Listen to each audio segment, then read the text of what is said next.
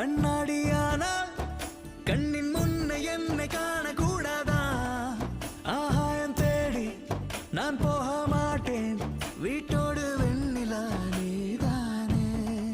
மயில் தோகையோ என் கைரேகையாய் சேரும் வரை சேர்ந்து